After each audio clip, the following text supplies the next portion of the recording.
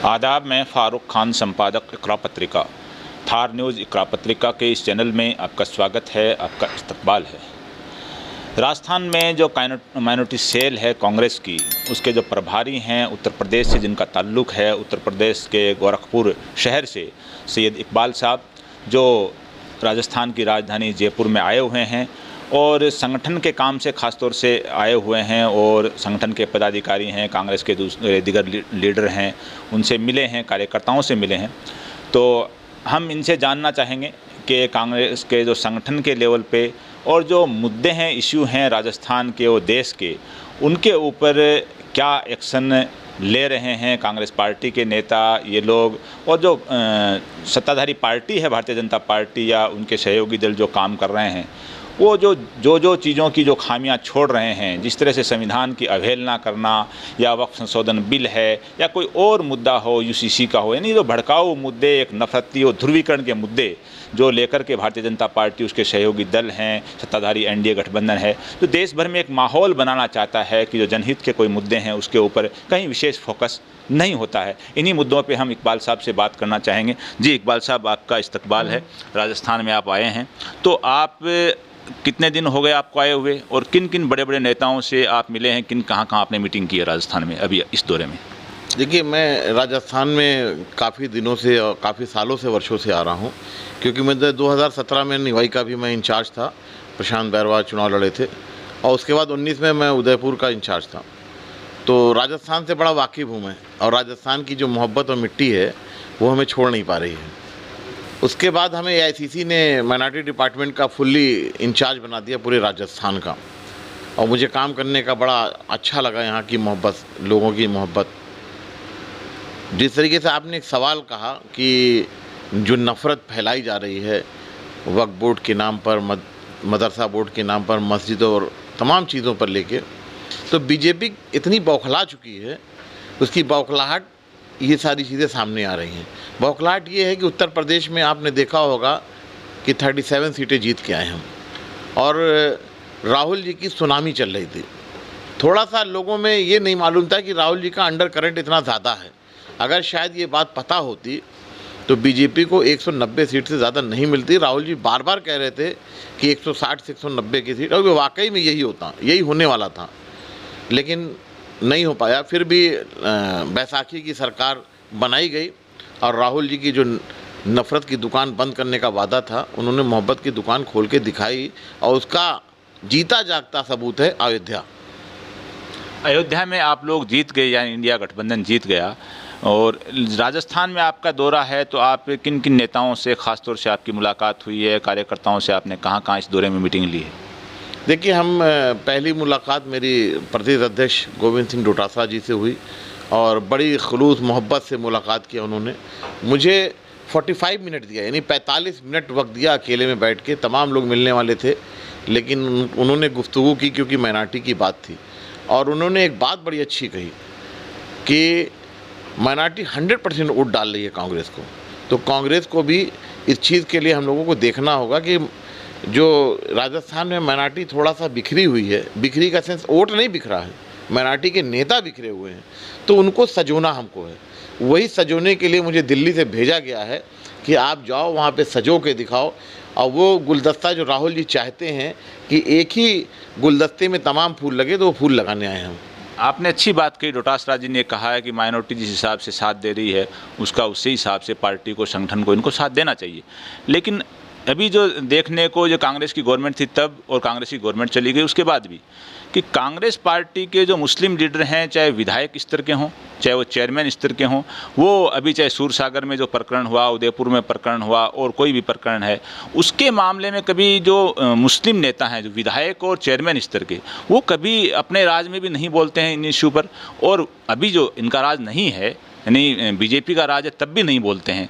तो डोटासरा जी, ये लोग भी इसके ऊपर कोई खास एक्शन नहीं लेते हैं, और ये लोग भी मुखर होकर के, जैसे SC ST OBC का कोई मुद्दा होता है तो मुखर होकर पूरी कांग्रेस पार्टी की लीडरशिप बोलती है, यानी मुस्लिम लीडरशिप भी बोलती है, लेकिन मुस्लिम इश्यू पे, कहीं माइनॉरिटी पे कोई जुल्म ज्यादती होती है तो ये लोग नहीं बोलते हैं। इसकी वजह क्या है? नहीं, ऐसा नहीं कह सकते हैं कि अभी राहुल जी ने पार्लियामेंट में ये बात कही थी, राजस्थान की बात। मतलब हम अपने नेता की बात कर रहा हूँ। जब नेता बोलेगा तो नीचे वाले नेता को बोलना पड़ेगा, और बोलना भी चाहिए कि मुसलमानों के इशू जो तमाम आते हैं, मॉब लिंचिंग हो रही है, सूरसागर में जो आपने बताया जोधपुर वाला विधानसभा, तो वहाँ पे जो बात हुई है उसके लिए डोडासा जी ने बोला था, ये मैंने भी खुद सुना था मीडिया के द्वारा। तो ये बात आपका कहना है कि जो एमएलएज हैं, मुसलमान एमएलएज हैं माइनॉरिटी के, उनको भी बोलना चाहिए? बिल्कुल बोलना चाहिए। मैं माइनॉरिटी का प्रभारी हूँ, मैं ये सवाल करने के लिए आया हूँ, मैं सवाल भी करूँगा। और आपके माध्यम से ये बात मुझे पता चली कि कोई माइनॉरिटी का एमएलए नहीं बोलता है, तो मैं सवाल करूँगा कि भाई आप माइनॉरिटी, आपको टिकट दी जाती है, माइनॉरिटी लड़ती है, माइनॉरिटी डिपार्टमेंट लड़ के आपको टिकट दिलाती है, हिस्सेदारी देती है, तो आपको माइनॉरिटी के मामले पे आपको दखल देनी पड़ेगी। जो मैंने 2 वाक़ये आपको बताए, एक उदयपुर का, एक सूरसागर जोधपुर का, कांग्रेस के जो बड़े मुस्लिम नेता हैं, जो विधायक और चेयरमैन स्तर के, किसी ने भी अपने सोशल मीडिया अकाउंट पे भी उसकी निंदा तक नहीं की थी। मैं ये बात आप जो कह रहे हैं, ये मैं बात समझ लिया हूँ, और इस पर मैं मीटिंग भी लूँगा और मैं पूछूंगा भी इस बात को कि भाई माइनॉरिटी के लोग, अगर माइनॉरिटी के पावर से आप माइनॉरिटी से जीत रहे हो, तो आपका दायित्व बनता है उनके दुख सुख में खड़ा होना। उनके ऊपर अगर कोई अत्याचार कर रहा है तो अत्याचार को रोकना मेरा काम है। तो ये सवाल है, तो ये सवाल मैं रखूँगा, मैं पूछूंगा। नहीं बोला है तो बोलना पड़ेगा। अच्छा, राजस्थान के अंदर 7 विधानसभा में उपचुनाव होने हैं, तो उन उपचुनावों में 3 सीटें कांग्रेस के पास थी, एक अभी जुबेर साहब की डेथ होगी, वो भी कांग्रेस के पास थी, यानी 7 में से 4 कांग्रेस के पास थी, और 2 सहयोगी दलों के पास और 1 भाजपा के पास। तो इन उपचुनावों को लेकर के आपका जो माइनॉरिटी डिपार्टमेंट है, उसकी क्या रणनीति है? क्या कहीं से कोई टिकट मुस्लिम को, क्योंकि जो रामगढ़ है वहाँ से तो विधायक मुस्लिम हैं जिनकी डेथ हुई है, और झुंझुनू से भी कोई दावेदारी कर रहे हैं, 2-3 लोग लगे हुए हैं, क्या ऐसी कोई ऑप्शन आपको नज़र आ रहा है कि वहाँ किसी एक सीट से कोई टिकट मिल सकती हो? देखिए, कांग्रेस पार्टी कभी मुसलमान हिंदू की बात नहीं करती है, वो एक गुलदस्ते में सारे फूल को सजा के चलती है। और राहुल जी बार बार कहते हैं कि ये खूबसूरत गुलदस्ता हम हिंदुस्तान को देखना चाहते हैं खुशबू के साथ। तो मामला इस बात का है कि जो मुसलमान की सीटों की बात कर रहे हैं, तो हम कोशिश करेंगे कि हम तो माइनॉरिटी के प्रभारी हैं, और माइनॉरिटी के इंचार्ज होने के हैसियत से मैं टिकट भी मांगूंगा, और राजस्थान की 7 सीटों जिता के भी लाएंगे। अच्छा, देश स्तर पे अगर देखें तो चाहे वक्फ संशोधन बिल का मामला हो, यूसीसी का मामला हो, या और ऐसा कोई इमोशनल इशू या ध्रुवीकरण का इशू भारतीय जनता पार्टी लेकर के आती है, तो इस इशू के ऊपर कांग्रेस की लीडरशिप या अपोजिशन की जो लीडरशिप है, उन्होंने पार्लियामेंट में इशू उठाया भी है, और मामला जेपीसी में वक्फ संशोधन बिल का चला भी गया है। लेकिन कहीं जो आकर के पार्लियामेंट के बाहर अभी जो कोई भी इसका विरोध प्रदर्शन हो रहा है, उसमें अपोजिशन के लीडर एक तरह से इन ऐसे मामलों में भारतीय जनता पार्टी की पॉलिसी के खिलाफ उस आवाज़ से नहीं बोल पाते हैं जैसे भाजपा बोलती है। नहीं, ऐसा नहीं है। कांग्रेस पार्टी खूब कायदे से बोल रही है, और उसी की देन है कि तमाम योजनाएं जो ये लेके आए थे बीजेपी वाले, उनको वापस लेना पड़ा है, और आने वाला वक्त और सख्त होने जा रहा है। राहुल जी इस बात को माफ़ नहीं करने वाले। वो डरते नहीं इस बात को कि ईडी और सीबीआई और जेल हम चले जाएंगे, वो नहीं डरने वाले। और उन्होंने जो विपक्ष की भूमिका निभाई है, आज लोग बोल रहे हैं, पब्लिक बोल रही है कि राहुल जी वाकई विपक्ष के नेता बन के उभरे हैं, और इन्हीं को प्रधानमंत्री बनना चाहिए। आज देश की जनता उनको प्रधानमंत्री की तरफ देख रही है। अच्छा, राजस्थान के बाहर का एक सवाल आपसे, जो आपके दायरे के बाहर का है, क्योंकि आप राजस्थान के प्रभारी हैं। हरियाणा में उपचुनाव हैं, और महाराष्ट्र और हरियाणा में विधानसभा चुनाव हैं, और महाराष्ट्र और झारखंड में होने वाले हैं। तो हरियाणा के अंदर क्या लग रहा है आपको, जो अभी हालात बन रहे हैं उसके अंदर, क्योंकि कांग्रेस 10 साल से विपक्ष में है वहाँ पर, तो क्या हालात बन रहे हैं हरियाणा के आपको? हरियाणा में तो कांग्रेस की एक तरफा सरकार बनने जा रही है, और बम्पर सरकार बनने जा रही है। आज वहाँ के हालात ये हैं कि बीजेपी के जो नेता हैं वो भाग रहे हैं। अब पता चला कि खट्टर जी यहाँ से चुनाव लड़ना था, भाग के चले गए दूसरी जगह। तो ये हालात बन गए कि जनता उनको पसंद नहीं कर रही, जनता उनको घुसने नहीं दे रही है। तो कांग्रेस की सरकार पूर्ण रूप से बनने जा रही है, बहुमत के साथ बनने जा रही है। बीजेपी का सूफड़ा साफ हो रहा है। बीजेपी का सूफड़ा साफ हो रहा है हरियाणा में, और कांग्रेस की सरकार बनने जा रही है।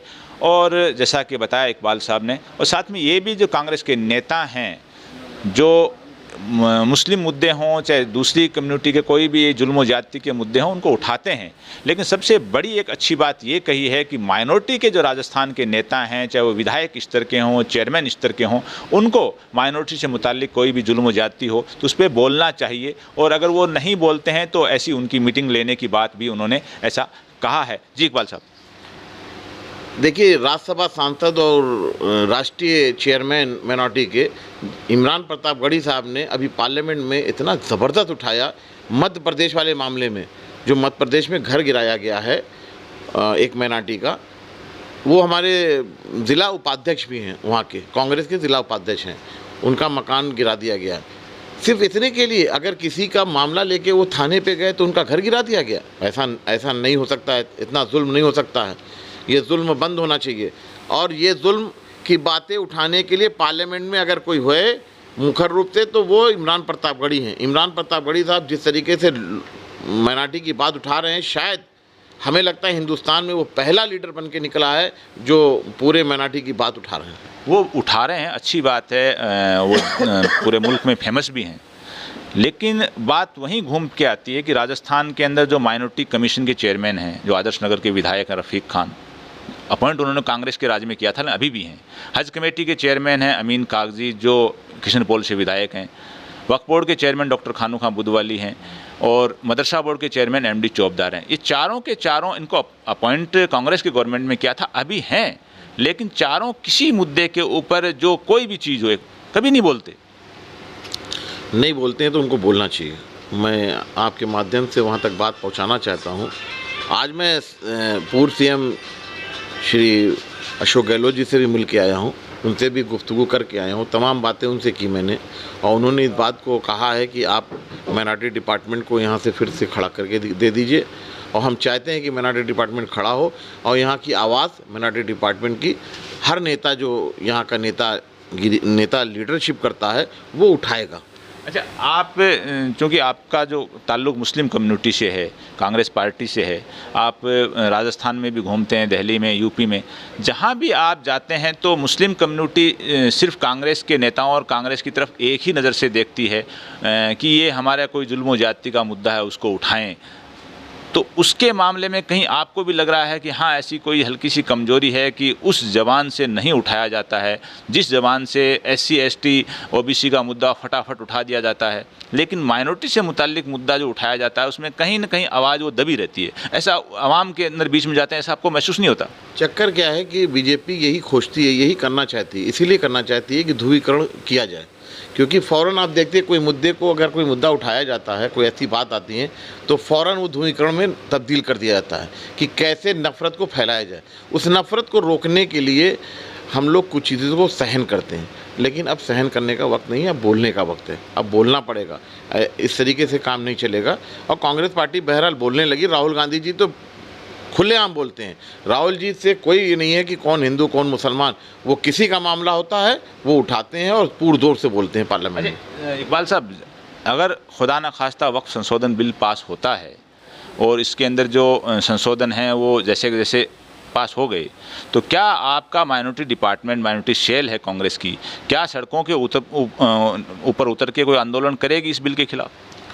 मुझे तो पूरी उम्मीद है कि राहुल जी के नेतृत्व में ये आंदोलन होगा, पूरी उम्मीद है। एक बहुत अच्छी बात बताई है इकबाल साहब ने, और कि जो अगर खुदा न खास्ता जो वक्फ संशोधन बिल पास होता है और वक्फ जायदाद को खुर्द-बुर्द करने या हड़पने की एक साजिश जो भारतीय जनता पार्टी की सरकार ने शुरू की है, वो अगर कामयाब होती है तो एक अच्छी बात बताई है कि न सिर्फ माइनॉरिटी डिपार्टमेंट है कांग्रेस का वो आंदोलन में उतरेगा, बल्कि राहुल गांधी जो कांग्रेस के राष्ट्रीय अध्यक्ष रहे हैं, अपोजिशन के लीडर हैं लोकसभा के अंदर, वो खुद रोड पे उतरेंगे और उस धरने प्रदर्शन में, विरोध में अगवा बनेंगे। एक बहुत खुशी की बात कि जो हालात बन रहे हैं उन हालात में विरोध करने के लिए भी राहुल गांधी ही आगे आएंगे।